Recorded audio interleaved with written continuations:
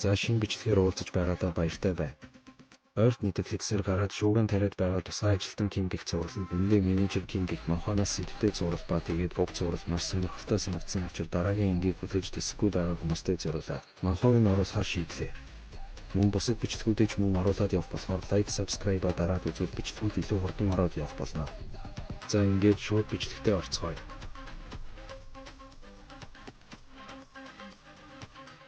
Тэр нэгэн цагт дайны бурхан улс орон гэр орныхоо хамгаалагч байв. Харин одоо тэрээр доромжллыг төвчин газар өгдөг сөхөрч энэ гэр бүлээс уучлалтгүй толгой бүхийд суув. Энэ бүхэн түүний охин Минжи ангийнхаа охин Хэрэтэй зодтолцсноос болсон юм. Багш нь Ким менежерт энэ тухай мэдгдсэн бөгөөд энэ нь тэдний аль хэдийн 3 дахь зодон байлаа.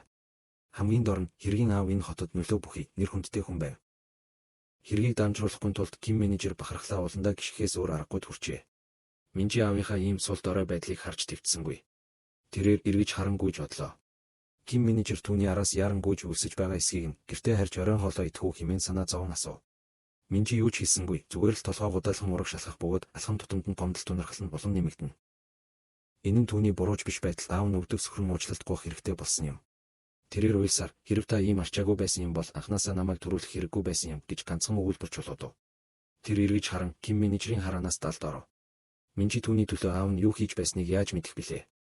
Ким менежер охиныхоо төлөө нэгэн цагт бенсүүгийн цэргийн дээд командлагчийг хүртэл барьцаалж албанаас халагдах урагдлыг нь зөвшөөрөхийг шаардаж байсан юм. Эцэст нь тэрээр командлагчийн нэгэн хүсэлтийг ямар ч нөхцөлгүйгээр биелүүлэхээр тохиролцсны дараа л хүснээ авч чаджээ. Минжи ангийнхаа нэгэн хүүхдийг олохоор явж байсан ч замдаа Хэрэд ханан шахуулав. Хоёр охин бие рүүгээ ширтэж шууд л цодолтож эхлэв. Удалгүй Хэргийн танхаа найзууд гарч ирсэн бөгөөд тэдний нэг нь Минжиг хэрцгийгээр өшөөлөж хол шидчихв. Тэр танхаа этгээд дөхөж очин түүнийг үснээс нь цулгаан өшөөлгүйгээр зодож эхлэв. Хэрэг уран гарч өгөхгүй хിവэр байсан тул чулуу шүүрэн авч буруушгүй Минжигийн толгой руу хүчтэй зөхөв. Тэрч байтугай танхаачуд хүртэл цочирдож энэ охин үнэхээр зэрлэг юм аа гэж бодов. Ухаан орсон танхаа итгээд эргэн тойронд байсан хүмүүсийг зураг авахгүй, цагдаа дуудахгүй байхыг суртуулж хэрэг тэгвэл аимшигтай ур дагавар амсах болно гэж анхааруулав. Ухаангүй хэвтэх Минжиг хараад тэр танхаа итгээд тусламж хүсэж бос руугаа яран уцтлаа. Утас холбогдонгууд хэрэг уцыг нь булаан авч аавынхаа нэрийг хүднээр хэлээд энэ балиар зүйлийг цэвэрлэх хүн явуул гэв. Удалгүй цэвэрлэгийн баг ирлээ. Тэд Минжиг тийшний хайрцагч чигэж дараа нь Хэрэг болон түүнтэй хамт хэргийн газрыг орхин одов. Энэ хооронд Ким менежер гэртээ ганцаараа оройн хоолой бэлтчихэд охиноо гэртээ ирж хоолохыг хүлээн суув. Тэр хүлээсээр байгаад ширээний ард унтаад өгчээ. Гинэт тэрээр хар дарсан зүуднээсээ цочин сэрлээ. Охиныхын тусламжгүй хашгирах цөхөрсөн дуу хоолой сонсогдох шиг болов. Тэр цагийг шалгаж Минжи одоо хүртэл гэртээ ирээгүй байгааг мэдээд Ким менежер яран хаалгаар гарлаа.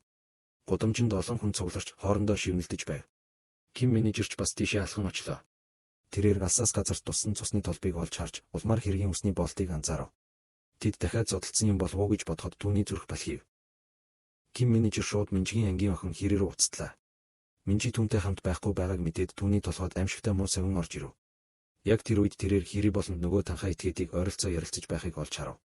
Ким менежер тэдний ард сүнс шиг гарч ирээд Минжиг харсан уу гэж асуув. Тэр нэрийг сонсон танхаа этгээд шууд л урсаж Ким менежерийн цахнаас шүүрэн авч эндээс зайл гэж хэлв.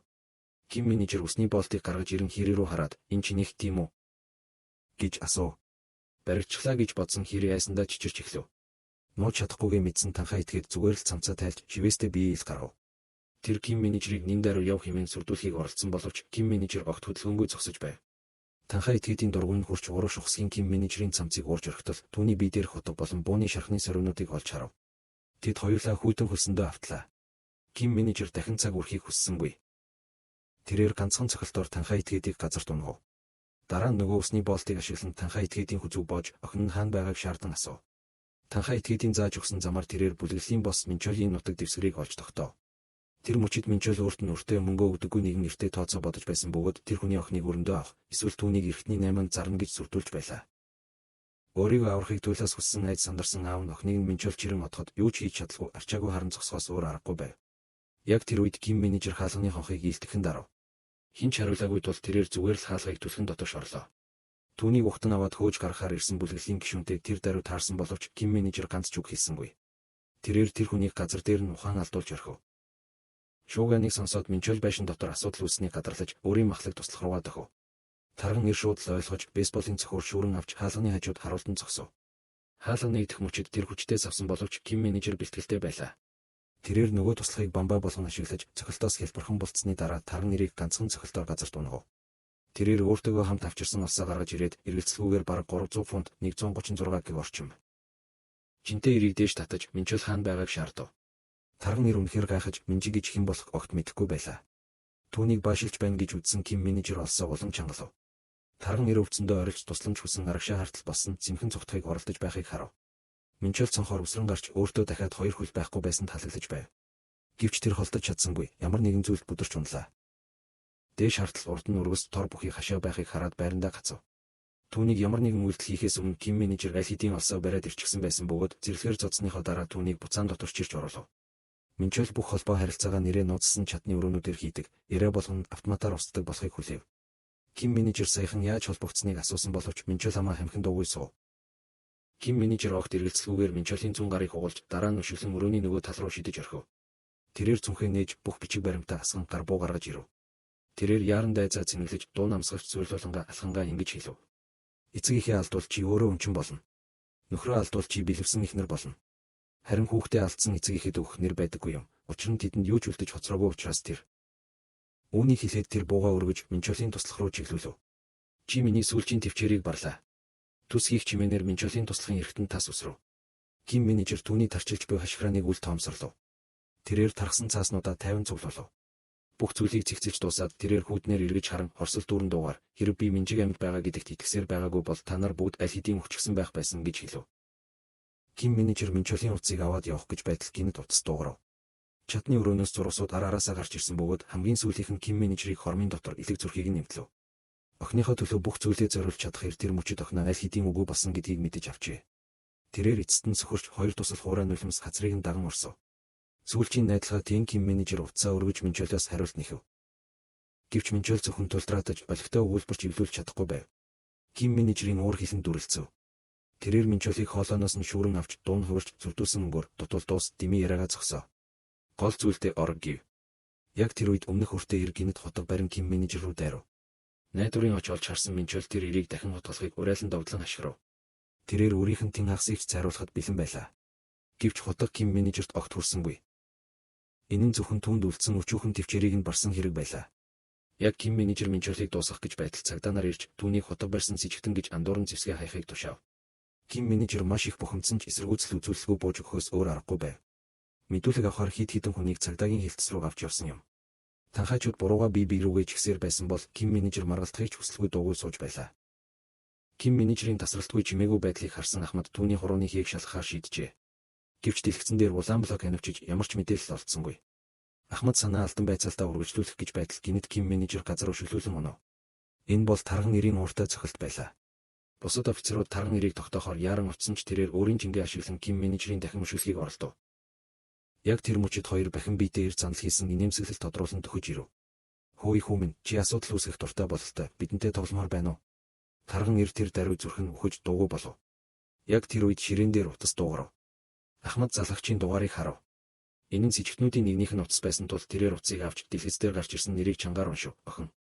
Ким менежер үнийг сонссон мөчид зүрхэн хүчтэй цохилж хүүхэн хараанд гайхсандаа томрлоо. Охин нь амьд хിവэр байна гэж үү? Сэтгэл хөдлөлтөө авцсан тэрээр гүйж очиод утсыг шүүрэн авахыг оролдон хуйлаас гадуур зүйл хийхийг оролдсон боловч офицерууд түүнийг барьж авч тайвшрахыг шаардав. Гэвч тэд түүнийг авайл хэдийн тайлгдсан байхыг хараад мэл гайхжээ. Ахмад дуудлагад хариулж дахин асуулт асуух гээд эргэж хартал нүд ирэмхийн зур өрөөнд байсан бүх хүмүүс ухаан алдан унсан байхыг олж харав. Түүнийг ямар нэгэн үйлдэл хийхээс өмнө Ким менежер аль хэдийн түүний ард гарч ирэн хананд хүчтэй шахан чимээ гаргахгүй байхыг хүүтэн шивнэгээр анхааруулв. Дараа нь тэр утсыг авч чичирсэн дуугаар байна уу Минжи мөн үү гэв. Утас холбогдонгууд нөгөө тал шууд таслав. Тэр дахин залгасан ч зөвхөн завгүй байгаа тохиод дуурч удалгүй утас унтарлаа. Өөр аргагүй болсон Ким менежер одоохондоо цагдаагийн газрыг орхин явахаас өөр аргагүй болов. Тэрээр нэгэн тайквондогийн зааланд орж ирээд цовоо цолон хүүхдүүдийг харан хэсэг зогсов. Тэр мөчид Сон Хансуу түүнийг олж харав. Тэр хүүхдүүдэд амархыг хэлчихэд Ким менежерийн хажууд ирж суулаа. Уулзаагүй утрагэрөө ноцтой зүйл болоогүй бол чи энд ирэхгүй байсан байх тийм үү?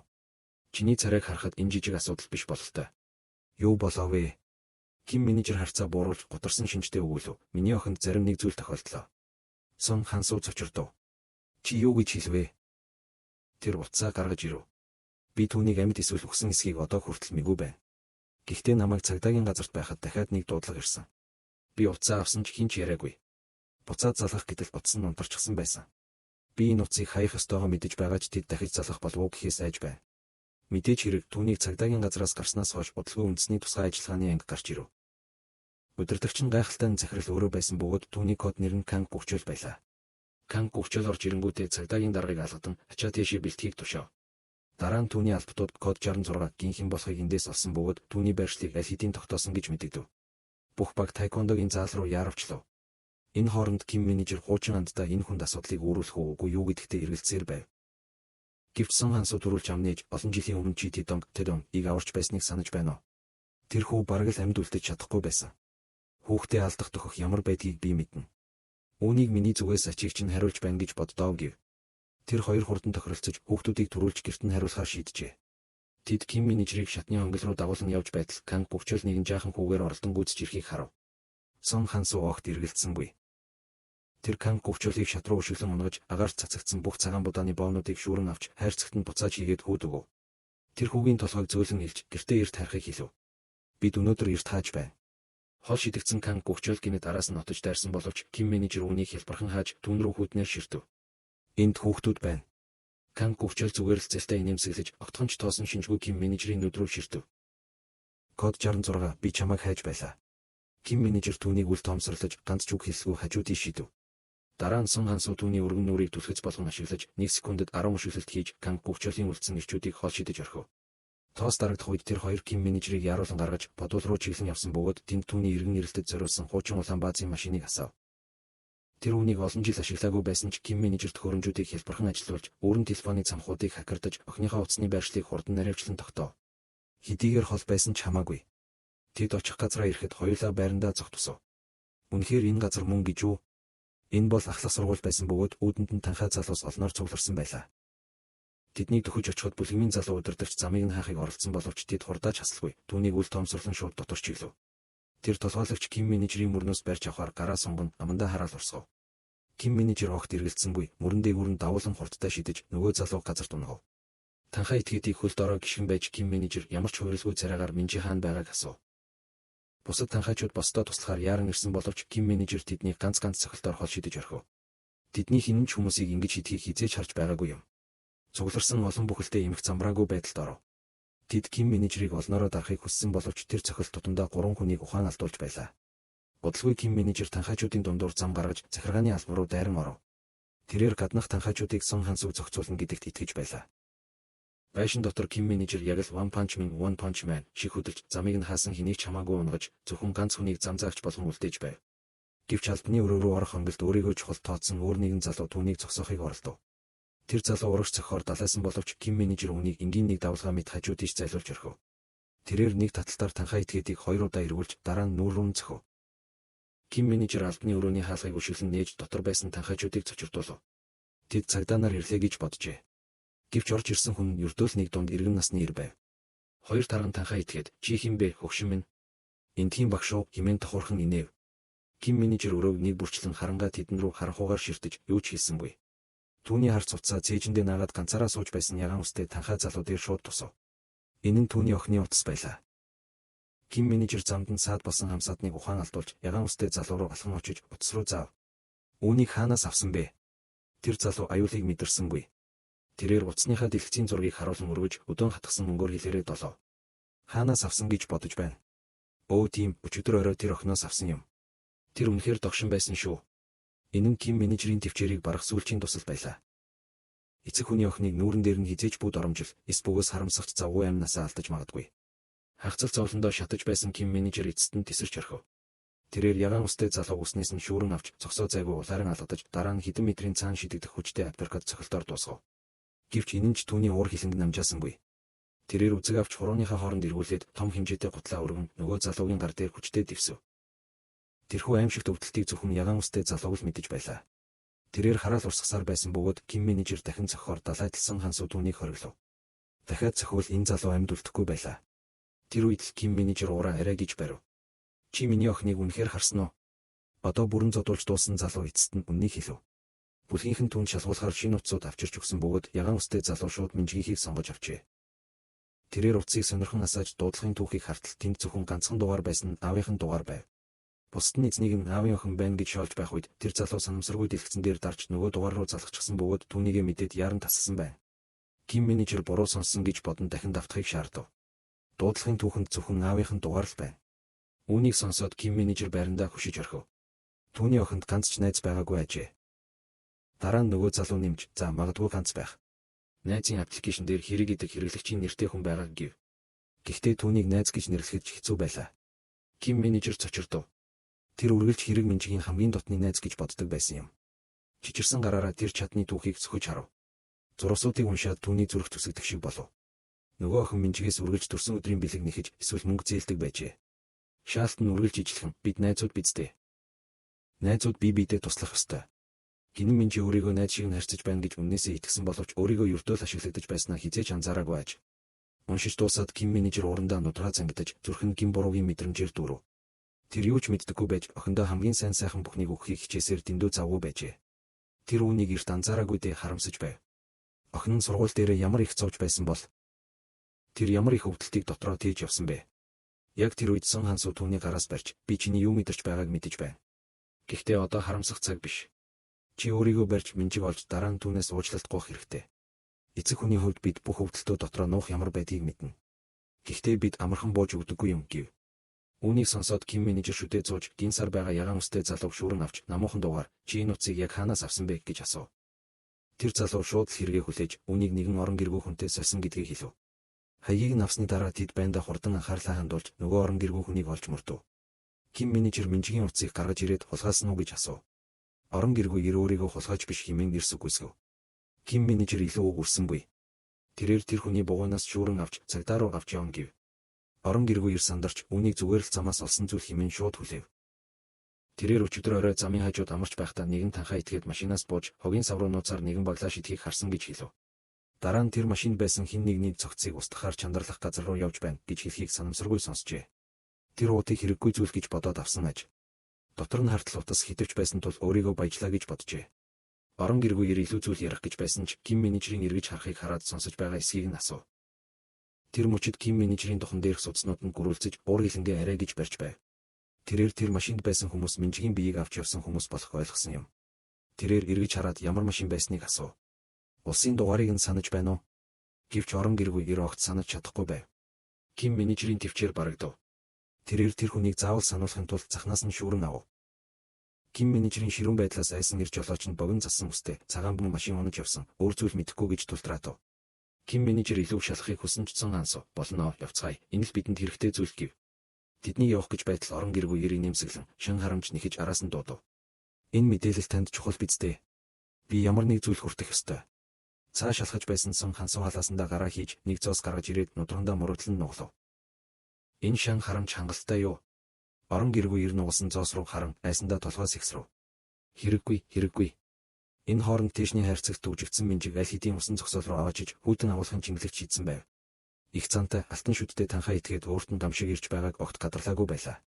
Тэрээр хэргийн үлдсэн алгыг хөшөөрөг болон ашиглаж, өшөөгөө авахын тулд түүний өндөр албан тушаалтай аавыг сүрдүүлэхээр төлөвлөж байв. Эцсийн эцэст түүний алтан шүд нь олон жилийн өмнө хэргийн аав түүний жинхэнэ шүднүүдийг сугалж авснаас болж тэнд байсан юм. Тэр мөчид усан зогсоолын хамгаалагч тэднийг олж харан байцаахаар төхөж ирэв. Алтан шүдтэй хамсаатан хамгаалагчийг газар дээр нь алж дараа нь цогцыг мөн хөлдөөвчөнд чихв. Гэвч тэднийг явсны дараахан менж ухаан орно гэж тэд тооцоолоогүй байв.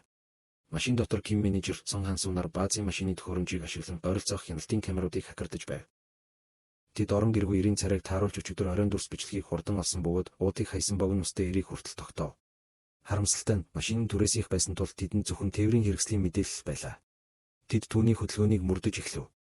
Машин хөдөлгөөнтэй хിവэр байсан тул мөрдөхөд багагүй хугацаа шаардагджээ. Яг үр дүн гарах гэж байтал гинэт нэгэн цагаан суудлын машин тэдний зүг хурдлан ирж машиныг нь шууд мөргөв. Ким менежер дотор нь шидэгдсэн ч мөрдлөг яг цагтаа дуусчээ. Тэр хаягийг цээжилж амжив. Тэднийг мөргсөн жолооч мөн адил цочирдон бөгөөд машинаас гарах гэж багагүй хугацаа зарцуулав. Энэ бол тусгай ажиллагааны товчооны Канг гүвчөөл байлаа. Тэр хүн яг л салж өгдөггүй хачир шиг байв. Канг гүвчөөл бууга баазын машин руу чиглүүлв. Код 66 чамайг өхийгүү гэдгийг би мэдэж байна. Наашаа гараад ир. Энэ нь эцэст нь Ким менежерийн төвчээрийг барав. Охиноо олоход нь саад болсон хинч байсан өгөх болно. Азар Сон Хансуу түүнийг хориглов. Энэ бол засгийн газрын албан тушаалтан. Түүнийг алчвал хэтэрхий их асуудал үүснэ. Би түүнийг саатуулъя. Чи ар талаар сэмхэн гар. Канг бөхчөлийн төвчээр алдагдаж байв. Код 66 би үнэхээр буудсан ч зүгээр.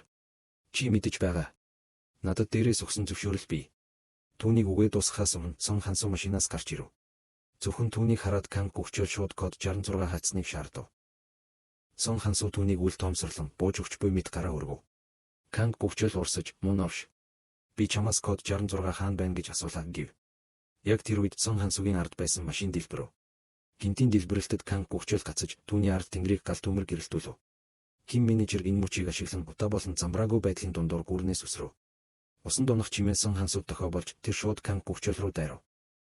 Канг бөхчөөл залмихийг гадарлаж Сон Хансууг илүү ойртол буудна гэж зүрдүүлсэн бөгөөд энгийн иргэдийг гимтэхээс огтхон чимээхгүй байв. Гэвч түүний мдэггүй зүйл бол Сон Хансуу жирийн нэгэн биш байлаа. Канг бөхчөөлийг гох дарах мөчид Сон Хансуунууд ирэмхийн зур бултаж түүний будаа гарыг бариад эргэлтэй хажуугийн өшөлтөөр Канг бөхчөөлийг хэдэн метрийн цаан шидэж орхив. Тэрч байтугай Сон Хансуу тэр хүнийг үнэхээр буудна гэж бодоогүй байлаа. Канг бөхчөөл газраас үсрэн босож Сон Хансуу руу хэд хэдэн удаа буудсан боловч Сон Хансуу шалман хөдөлгөөнөөр сон болгоноос бултаж тэрч байтугай агаарт 360 градус эргэлтийн Канг бөхчөөлийн ард шууд гарч ирэв. Тэрээр хүчтэй өшөөлөлт хийсэн боловч Канг бөхчөөл сүүлчийн секундэд бултаж амжив. Дараагийн өшөөлөлтөөр бууг нь хол шийдэв. Зэвсэггүй болсон Канг бөхчөөл хотог гаргаж ирэн Сон Хансуутай гардан тулцсан боловч тэр түүний өрсөлдөгч биш байлаа. Тэр зөвхөн зодуулах тавилантай байв. Түүний туслахуд эцэст нь ирж Канг бөхчөөл тайвшран амьсгаа авлаа. Гэвч тэр Сон Хансуугийн юу хийж байгааг хараад мэл гайхав. Тэр яг юу хийх гээд байна вэ? Тэгэлгүй яах вэ? Сон Хансуу өөрийн төгсгөлийн цохилтыг бэлдэж байлаа. Тэрээр өөрийгөө цохилтын зайнаас гадна байна гэж бодсон Канг бөхчөөл рүү дайрав. Гэвч Сон Хансуу агаарт 4 удаа эргэлдэв. 1440 градусын спираль хөшөөлөлт Канг бөхчөөлийн нүүрэн дээр яг онож ирсэн нэмэлт хүчнийхнийг мэл гайхшруулв. Дараа нь Сон Хансуу Канг бөхчөөлийг гол руу чирч оруулав. Энэ хооронд Ким менежер 5 цогцос тээвэрлсэн цагаан бөм машиныг эцэст нь оллоо. Цусны мөр шууд хөргүүртэй агуулгах руу хөдөлж байв. Хүйтэн агуулгах дотор ачаа шив шидэгдсэн Минжи ямар нэгэн байдлаар амьд хിവэр байлаа. Тэрээр вакуумжуулсан ууднаас мүлхэн гарсан ч температур аль хэдийн хасах 30 градус хүртэл буурсан байхыг олж мэдэв. Тэр хаалгыг хамаг хүчээрээ нүдэж тусламж хүсэн хашгирсан ч ямар ч хариу байсангүй. Цөхөрсөн Минжи болонд хэрж хариулын хүйтэн түнд аавыг нь санагдуулж байв. Гинэт гадаа чимээ гарч гол хаалга нэгдэв. Минжи амсгаагаа даран өөдрөө сэмхэн артал танил дүр төрх олж харав. Түүний нүдэнд нулимс зийлгэнэж аваа гэж дуудах гэж байтал утсаар ярьж буй үл таних хүн байхыг мэдлээ. Тэрээр түүнийг Жуганчун, Жугэнчан болон миний охины үлдсэн алга энэ талаар ярихыг сонсоод айсандаа таг чимээгүй болов. Тэр зөвхөн амаа гараараа таглаад булан шигдэн сууж чадлаа. Алтан шүтэд шалан дээр хөлийн мөрнүүдийг анзаарч ямар нэг зүйл буруу байгааг мэдэрчээ. Гинэт нэгэн дүрс гарч ирэн түүнийг дайрч унгав. Энэ бол бүрэн үхээгүй байсан хамгаалагч байлаа. Хэн болохыг нь мэдсэн алтан шүтэд хутгаа гаргаж хамгаалагчийг бүрэмсэн дуусгахын тулд 4 удаа хутгалав. Минжи утас газарт унаж хамгаалагч нуран унахыг хараад бүх найдвар тасарсан мэд нулимс нь хацрыг даган урсаж байв. Арай ядан амьд байсан хамгаалагч Минжиг анзаарч сүүлчийн хүчээр шанхан утсаа харагдахгүй газар руу түлхв. Энэ нь алтан шүтдийг утсаа авах үед охиныг олж харахгүй байхыг баталгаажуулсан хэрэг байлаа. Алтан шүтэд ашиггүй туслахаа амандаа өглөн хараасаар утсаа ав. Би өрдөө хитгэн зураг авахыг хүссэн юм. Гэтэл одоо энэ байдлаар зүйлдээ хотголдох хэрэгтэй болчихлоо. Жүү ерөнхийлөгчийг сүрдүүлэхэд ашиглахын тулд хурдхан шиг баримтжуулж хитэн зураг авах хэрэгтэй. Тэгэхгүй бол тэр хүн хизээч бууж өгөхгүй. Яг тэр үед түүний утас дуугарав. Жүү ерөнхийлөгч залгаж байлаа. Алтан шүтэд хаалга руу алхангаа утсаа ав. Жүү ерөнхийлөгч түүн рүү инээмсэглэн мэдчилж хуучин анд минь уулзаагүй уджээ. Охин минь асуудалд орж чи тусалж байгаа гэж сонслоо. Чамд юу хэрэгтэй байна? Зүгээр л хийх гэв. Алтан шүтдийн инээмсэглэл зарцаж тэрхүү их занд нь царай нь хүйтэн оргив. Сонс мөн овш минь. Чамд бэлнээр 2 тэрбум бомб бэлдэх 1 цагийн хугацаа байна. Усан зогсоол руу ганцаараа ир. Цагдаагүй туслахгүй, ялангуяа тэр төлөвлөлтийн дарга дагуулж ирэхгүй шүү. Ойлгосон уу? Мөн охиныхоо нэр хүндийг бүрмсэн сүрүүлэхийг хүсэхгүй байгаа бол хиймэл шүд хэдийг аваад ирэхэд илүүдэхгүй байх шүү. Тэр жүү ерөнхийлөгчийг хариулж амжихаас өмнө утсаа таслав. Жүү ерөнхийлөгч охиныхоо төгссөн царайг хараад тайвшруулан инээмсэглэв. Бүүвэ. Бүх зүйлийг аавдаа даатах. Бид зүгээр нэг гэр бүл биш. Далай бороонд хизээж нордоггүй гэдгийг санаж яв. Дараа нь түүний царай барааж нам захиралт хандан хагас тэрбум бомб бэлдэж авчуур бах авчрахыг тушаав. Сүрдүүлгийнхээ дараа алтан шүтэд бороонд гадаа гарахад үнэхээр сайхан санагдаж байв. Гэвч түүнийг буцаж орохоор ирэх үед хаалганы завсраар Минжиг олж харав. Түүний амнаас тамхин унах шахав. Минжи энэ боломжийг ашиглан хаалганы завсраар хурж шахаж орхив. Алтан шүтэд нэг алхмаар хоцорч гадаа үлдэхээс өөр аргагүй болж тусламж хүсэн цөхрөнгөө барж хашгирав. Энэ үнэхээр галзуурмаар юм. Нэг өдөрт 2 ч удаа үхэлтэй нүүр туллаа. Хаалгыг хүчээр нээж чадахгүйгээ мэдээд тэрээр яарн нэмэлт хүч дуудав. Яг тэр үед богино устэй 90 утас дуурч Ким менежер гинэт хаалган дээр гарч ирэв. Тэрээр охиных нь утас хитвчийг хогийн савнд хайсан богино үстэй эрийг шууд танив. Тэрээр ямар ч хөврөлгүй царайгаар тэдэн рүү алхан очиж Минжигийн утсыг гаргаж ирэв.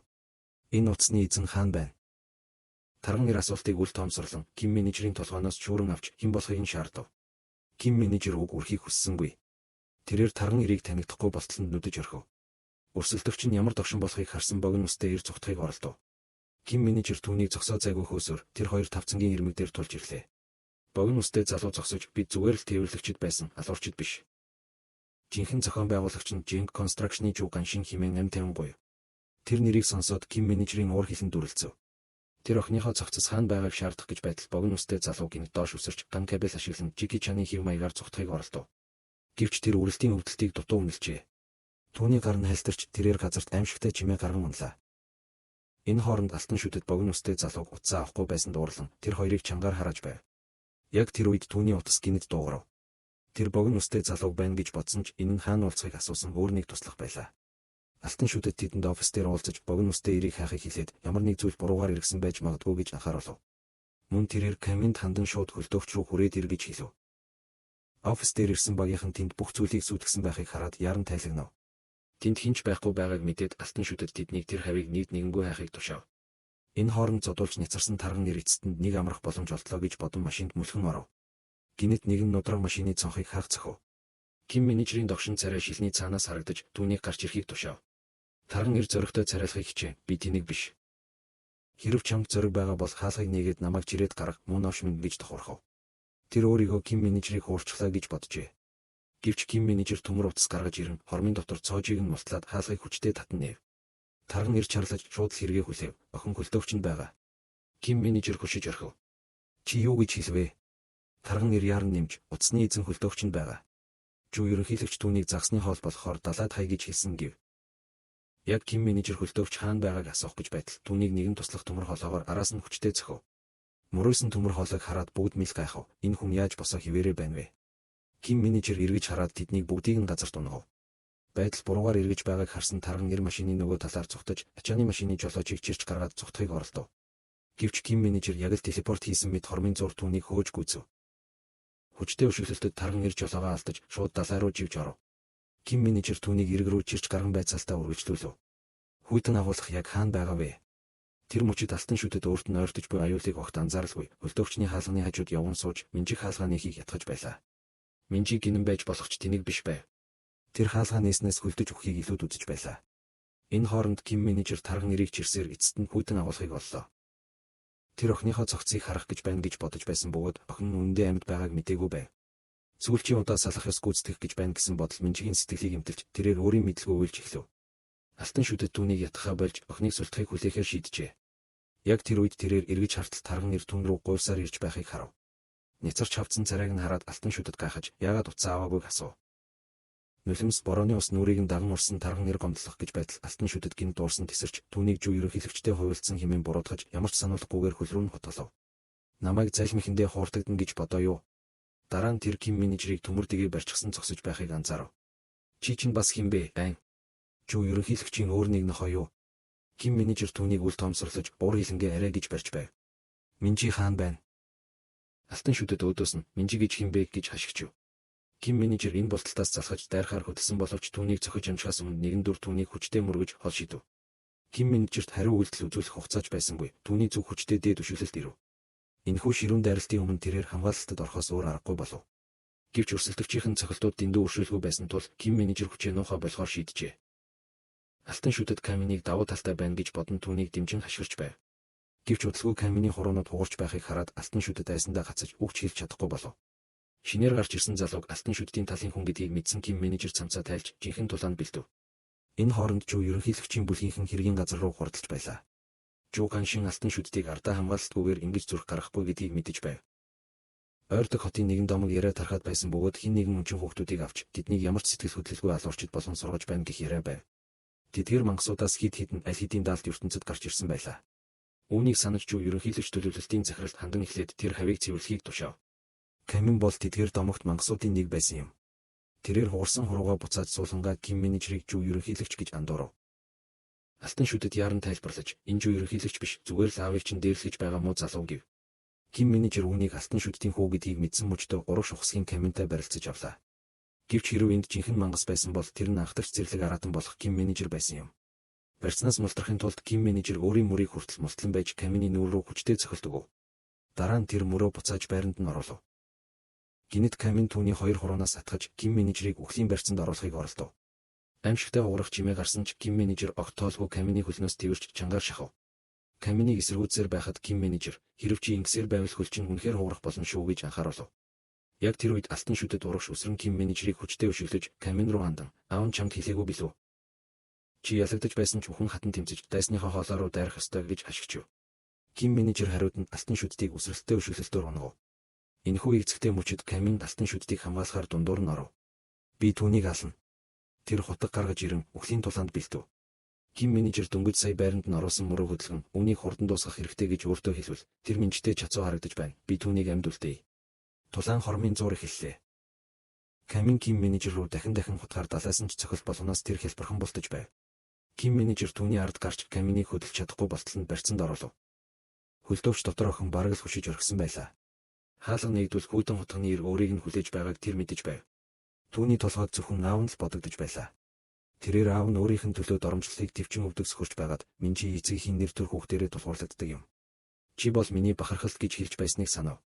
Тэгэлгүй яах вэ? Тэр хэний охин гэдгээ санах ёстой байлаа. Тэрээр хажуудаа байсан чулуу шиг хөлдсөн загас руу хараад бүх зүйлээрээ дэнчин тавихаар шийдэв. Гадаа каминтай тулалдаж байсан Ким менежерийн царай барай. Чи юу туусныг би мэдэхгүй ч жинхэнэ эцэг хүн аратан биш л бол өөрийн хүүхдээ хизээж золиослохгүй. Үнэндээ алтан шүдэд камины төрсэн эцэг биш байсан бөгөөд түүнийг хүний наймаачтаас худалдаж авсан байлаа. Худалдагчид алтан шүддэд хэрв чи өөрийгөө аавн гэж хэлбэл тэр чиний юу ч хийснийг даах болно гэж хэлжээ. Учир нь камины хүссэн цорын ганц зүйл бол гэр бүл байсан юм. Тиймээс тэр алтан шүддийн хийсэн бүхнийг ямар ч асуултгүйгээр биелүүлдэг байжээ. Камин Ким менежерийн гуйнаас хүчтэй хазав. Алтан шүдэд болон түүний туслахуудын хоорондын яриаг санахдаа тэрээр өөрийгөө хизээж хүн гэж харагдаж байгаагүй. Зөвхөн аратан мэд ашиглагдаж байснаа ухаарав. Түүний нүднээс нулимс сурсаж тэрээр зуулдаа алгуурхан тавив. Үүнийг харсан Ким менежер түүнийг хажуудыг шидэж санаа алдан хөлдөвч рүү довлон алхав. Гэвч камин галзуу мэд босож Ким менежер рүү дахин дайрав. Энэ удаад Ким менежер өршөөл үзүүлсэнгүй, ганцхан цохилтоор түүнийг хол шидэж орхив. Хэрв миний охин амьд байсан бол намайг түүнийг аврахаас зогсоох гэж оролдсон хэн боловч аль хэдийн хүчгсэн байх байсан. Камин намайг алчих. Тэгэхгүй бол аав намайг ална гэж ашигчив. Ким менежер түүний толгойноос шүүрэн авч нудраа далаагаад тэрхүү гимгүй царай руу доош ширтв. Тэр үнэхээр чиний аав гэж үү? Ямар эцэг хүн өөрийн хүүгээ алахыг хүсдэг юм бэ? Жинхэнэ гэр бүл ийм зүйл хийдэггүй юм. Би чамайг охинтой минь чацуу болохоор л алахгүй байна. Үүнийг хэлээд Ким менежер эргэж харан одлоо. Харин камин алмарын хоцров. Камин аюул тулгарх болгонд алтан шүдэд үргэлж дөрүүлж цухтаж өөрийг нь бамбай болгон үлдээдэг байсныг санав. Тэрээр анх дипломат аргаар гэр бүл гэж юу болохыг үннээсээ ухаарлаа. Гэвч хитрхи оройтсон байв дөнгөж сая хүрэлцэн ирсэн нам захирал түүнийг шууд унагав. Хөлдөвчний гадаа алтан шүдэд харуулдан зогсож байв. Бусд нь хаацныг мэдэхгүй тэрээр борон зогсохдоо бухимдаж байлаа. Гинэт хүйдэн агуулгах дотроос хүчтэй чимээ гарав. Тэрээр цочиж бариулыг татаж үзв. Гайхалтай нь хаалга эргэв. Тэрээр болгоомжтойгоор толгоогоо доторч цохвол бүтээсэн цогцос харагдав. Тэрээр залтай нэмсэглэж намтай тоглох гэж оролдоод юу ч олж долоохгүй шүү гэд утгаа гаргаж цогцос руу дөхөн очиж хотолох зураа. Ах чин тэнийг биш шүү гэв. Гэвч тэр ямар нэг зүйл буруу байгааг мэдэрч вакуумуудыг хуулах гэж байтал Минжи гинэт хөлдөө загсыг өргөж түүний толгой руу хүчтэй болгов. Алтан шүдэд унаж өгөв. Минжи, чи үнэхээр их чалчих юм аа. Чи намайг хэний охин гэдгийг үнэхээр санах хэрэгтэй байж дээ гэж нулимов. Ким менежер тоо томшгүй олон бэрхшээлийг туулан эцэст нь хүйдэн агуулгад хурж ирсэн ч тэндээс зөвхөн охиныхоо ганц ширхэг үсийг л олжээ. Тэрээр ухаангүй хөвтөх алтан шүддийг шууд шүүрэн авч Минжи хаан байгааг шаардав. Алтан шүддийг сэрэхгүй байгааг хараад тэрээр хүчтэй алгацсан ч ямар ч хариу үйлдэл байсангүй. Түүнийг илүү шалгах гэж байтал түүний нүдэнд ойролцоох цус болсон хөлдөө загас тусав. Тэр яаран тавьж бослоо. Дотооддоо зодон болсон юм болов уу? Гэвч цогцос болон ухаан алдсан нэрийг харахад ямар нэг зүйл буруу санагдсаар байв. Тэр өрөөг тойруулан хартал гинэт буланд бичсэн бичиг олж харав. Очиж хартал тэрээр Минжигийн танил гар бичмэлийг танив. Түүний бүх бие чичрэхээс өөр аргагүй байлаа. Минжи амьд байжээ. Тэр энэ бүхнийг туулж гарч чадсан байна. Тэгвэл хин энэ хэргийг нуун дарагдуулах гэж ухан хатан оролдоод байна вэ? Түүний харц алтан шүдэд рүү буцаж туслаа. Дараа нь тэрээр богино устай залуу болон нөгөө залуу танхаан дурдсан ч ерөнхийлөгчийг санав. Түүний дотор уур хилэн дүрлцэв. Гэвч яг одоо хамгийн чухал зүйл бол Минжиг олох явдал байлаа. Тэр ойрхон байх ёстой. Ким менежерийг явсны дараа алтан шүдэд гинэт нүдээ нээв. Тэр энэ бүх хугацаанд жүжиглэж байжээ. Тэрээр амандаа өглөж тэр галзуу хүнийг дотоош нэвтрүүлсэн каминыг хараад байв. Түүнийг явахаар бэлдэж байтал хаалга алхуурхан хаагдав. Энэ бол тарган нэр байлаа. Тэр хоёр бие рүүгээ ширтэж тарган нэр хаалгыг хүнд чимээтэйгээр хааж цоочлов. Алтан шүдэд хаалгыг нүдэж гаргаж өгөхийг гуйсан ч тарган нэр түүнийг огт тоосонгүй. Тэрээр өөрийн 300 фунтын бие гарц руу нааж түүнийг хаав. Алтан шүдтийн зөрөг эцэст нь замхарч ингэх хэрэггүй дээ чамайг хотолгдсон явдал бол зүгээр л үл ойлголцол байсан юм гэж гуйв. Гэвч тарган нэр үүнд хуурцсангүй. Тэр зөвхөн хүүднэр тэндээ хөлдөж өгвөл таарна гэж хариулав. Алтан шүдэд уурандаа хаалгыг өшөглөж тарган нэрийн өвөг дээдсийг хараан цохиж байв. Гинэт хаалга нээгдэв. Алтан шүдэд шууд л баярлан хашигчив. Гэвч гадаа хар хувцастай хэсэг ирчүүд зогсож байхыг хараад түүний царай унсан саарал болов. Тэднийг тэргүүлж явсан төлөвлөлтийн захирал зүгээр л амаа нэг гив. Алтан шүдтийг гацх үйл захирал түүнийг ганцхан өшөглөлтөөр хол шидэв. Түүний дуу намуухан бөгөөд занал хийсэн мөнгөтэй байлаа. Би чамд амаа нэ гэж хэлсэн шүү. Энэ хооронд гадаа Ким менежер гүйж Минжигийн нэрийг чангаар дуудаж байв. Минжи аавынхаа дууг сонсох шиг болж алхам нь саатав. Гэвч тэр эргэж харахад хоосон байдлаас өөр юу ч байсангүй. Тэр өөрийн төсөөлөлтөд гашуунаар инээмсэглэв. Аав энд байх ямар ч боломжгүй. Бороо дэндүү хүчтэй орж байсан тул Ким менежерийн дууг живүүлж орхижээ. Мухар замтай тулгарсан тэрээр ачааны чингэлэг дээр үсрэн гарч Минжиг олохын тулд дээгүүрэнгүй. Гинэд түүнд нэгэн дүрс харагдах шиг болов. Тэр зогсоод эргэж хартал эцэст нь тэнд Минжи байж байлаа. Ким менежер маш их догдсон тул угч хэлж чадахгүй байв. Гэвч бороо дэндүү чанга байсан бөгөөд замын хажуу руу дөнгөж яварч гарсан Минжи хин нэгэн өөрийг нь дуудаж байгааг анзаарсангүй. Тэрээр нэгэн машин ойртож байгааг олж хараад авралын ос хэмээн найдаж тусламж хүсэж гарынхаа далавчийг савчив.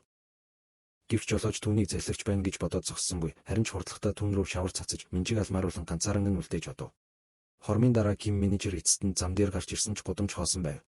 Минжи аль хэдийн машинд суучихсан байсан бөгөөд суусан даруйдаа харамсжээ.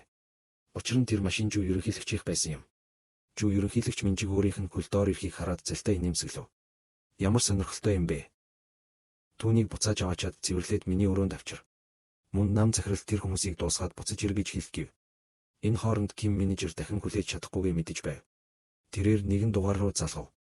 Нөгөө талд цэргийн дүрмд хувцастай ир байлаа. Би зүгээр л нэг зүйлийг баталгаажуулах хэрэгтэй байна. Миний устгах зөвшөөрөл хүчинтэй хിവэрэ биздээ. Энэ бол улсаас олгосон хууль ёсны цаазлах зөвшөөрөл байсан юм.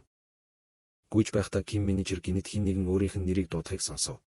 Энэ бол эцэст нь мотоциклоор хүрэлцэн ирсэн Сон Хансу байлаа. Ким менежер догдолж Сон Хансууд Минжи амьд байгааг хэлсэн ч Сон Хансу түүний яриаг таслав. Бид явах хэрэгтэй. Тэд бараг ирчихлээ. Ким менежер хэнийг хэлж байгааг нь асуув. Мэдээж хэрэг энэ бол азгүй Канг гүвчөл байлаа. Тэр Канг гүвчөлийн хитвчийг хулгайлж нэгэн хөвшин нэртэй мотоциклоор сольж тэрч байтугай ард нь тэмдэглэл үлдээсэн байжээ. Канг гүвчөл уурсаж шууд л ирчүүдэд дагуулan дараас нь ширүүн хөөцөлдөв. Энэ хооронд жуу ерөнхийлөгч дөнгөж сая шүршүүрт орж дуусаад байтал туслах нь яран орж ирж тайлагнав. Нам захирал хүйтэн агуулгах дахь ажлыг аль хэдийн зохицуулсан бөгөөд буцах замдаа явж байна гэв. Гэвч Жуу Ганшин үүнийг огт сонирхсонгүй. Тэрээр зүгээр л охиныг өөрийнх нь өрөөнд авчрахыг тушаав. Тэр урд нь байгаа охины харан зөөлөн өнгөөр чи машинд сумагцаал унтаад өгсөн. Сүүлийн үед их зүйл тулжээ, тийм үү? Гэв. Минжи түүний ойр зуурын зүйлс бүдгэрсэн зөвхөн хөлдөөвчөнд сэрснээ санаж байна гэж хариулав. Жуу Ганшин түүний жүжиглэлтийг нэвт харсан ч үүнийг ил гаргасангүй.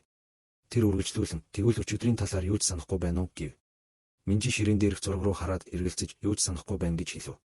Тэр өөрийгөө хуурч чадна гэж бодсон ч яриа буцаад хэрэг рүү ирэв. Жуу Ганшин босож түүний хажууд алхан очиход дунд хүйтэн болж жүжиглэхээ бол. Миний охин чамайг алхахыг оролдсон. Чи намайг юу хийх ёстой гэж бодож байна гэв. Минжи хүйтэн хөлсөндөө автлаа. Тэрээр чичирсэн дуугаар та хизээ үнийг мэдсэн юм бэ гэж асуув. Жуу Ганшин ойртож чиний машинд унтсан дүр эсгсэн тэр мөчөөс би мэдэж байсан. Чи хэргийн ангийн хүүхэд байсан болохоор би эргэлзэж байсан. Гэвч чи ой санамжаа алдсан дүр эсгэж байгаа болохоор бүх зүйлийг сайн мэдэж байгаа нь тодорхой байна гэж шивнэв. Тэр гараас авч ирчүүддээ Хандан Хамбагийн ахлагчийг дуудаж түүнийг зохицуулахыг тушаав. Тэр хэргийн найз байсан. Хурдхан шиг дуусах. Бахин биетээр ойртож ирэхэд Минжи амьд үлдэхийг гун цөхрөнгөө барангуй. Хамбагийн ахлагч түүнийг ширүүн шүрэн авч бөөхөдөл. Хэрв зүү хальтар бол улам их өвдөх болно шүү гэв. Туйлын цөхрөлд орсон Минжи эцэст нь сүрч аавыгаа дуудан хашигчв. Яг тэр мөчид хаалганы хонх дуугарав. 940 бол өөр хинч биш Канг гүвчөл байлаа.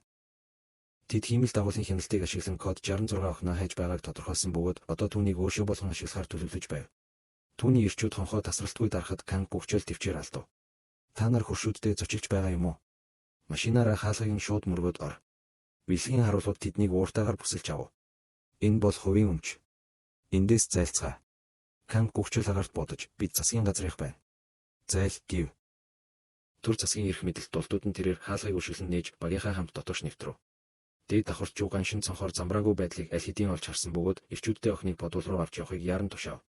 Канг гүгчэл болон түүний ирчүүд Жууган шиний өрөөнд дайран орж ирэв. Чи Жинг Construction-ы Жууган шин байна. Тэр хэн болохыг нь баталгаажуулмах за үнэмлэгээ гаргаж ирэв. Бид үндэсний тусгай ажиллагааны товчооныхон байна. Баргадал хайж байна. Чиний охин энд байна. Канг гүгчэл тамхи хасах гэж байтал Жууган шин түүнийг булаан авч хажуу тийш шидэв. Та нар тусгай ажиллагааных гинөө чи тасгийн даргуу эсвэл захирал уу? Учир нь чи бол дид захирал харин би. Түүнийг үгээ дуусгахаас өмнө Канг гүгчэл тохуурхан инэв. Чи үнэхээр 50 байна шүү, тийм үү? Тусгай ажиллагааны товчоо чиний гэрийг нэггүй нэгжиж байхад чи огт сандрахгүй байна. Яг тэр үед нэгжлэхийн баг даргаа энд хин ч алга гэж тайлагнав. Канг гүгчэл гайхсан шинжгүй байв. Зүгээр л хүлээ. Тэд ирж байна. Тэр Жууган шин рүү харж залтай инээмсэглэв. Жуу ерөнхийлөгч юу, чи тусгай ажиллагааны товчооны талаар их зүйл мэддэг бололтой. Хексаграм багийн талаар сонсож байсан уу? Тэд наашаа ирж байна. Энэ юу гэсэн үг болох чи мэдэж байгаа биз дээ. Чи дууссан. Чи юу ч нууж байсан, бид үүнийг гэрэлд гаргаж ирэх болно. Канг гүгчэл Хексаграм баг дөнгөж сая хаалган дээр ирээд нам захиралд хаагдсныг огт гадарлаагүй байлаа. Их цантай Хексаграм баг түүнийг хажуу тийш холтохыг шаардсан боловч нам захирлын ганцхан цохилтод хол шидэгдэв. Үлдсэн 5 хүн дотогш дайрсан ч хэдхэн минутын дотор бууд газар тунав. Энэ хооронд Канг гүгчэл ард нь хаалга нэгдхийг сонссон ч огтхонч тоосонгүй. Тэр үүнийг Хексаграм баг ирлээ гэж бодоод гараараа тохив. Гэвч дотор чирэгдэн орж ирж буй хүнийг хараад Канг гүгчлийн зориг замхарч тэрээр ганц ч үг эвлүүлж чадахгүй гацав. Жууган шин түүнийг тохуурхаж энэ чиний хүлээж байсан Хексаграм баг байна шүү дээ гэв. Үүний зэрэгцээ Ким менежер болон Сон Хансуу нар бэлэг олж Минжи дотор байгааг баталгаажуулав. Сон Хансуу цаашид яахыг асуув. Ким менежер хэсэг хугацаанд дуугүй байснаа хатад дүүрэн шороо авлаа. Тэр үүнийг нүүрэндээ түрхв. Бид юу ч хийсэн төгсгөл нь адилхан байх болно. Үүнийг миний аргаар хийцгээе. Энэ хүрээд энэ удаагийн парт дуслаа. Лайк, subscribe-а дараад үзвэл бичлэгүүдээ илүү хурдан оруулаад явна.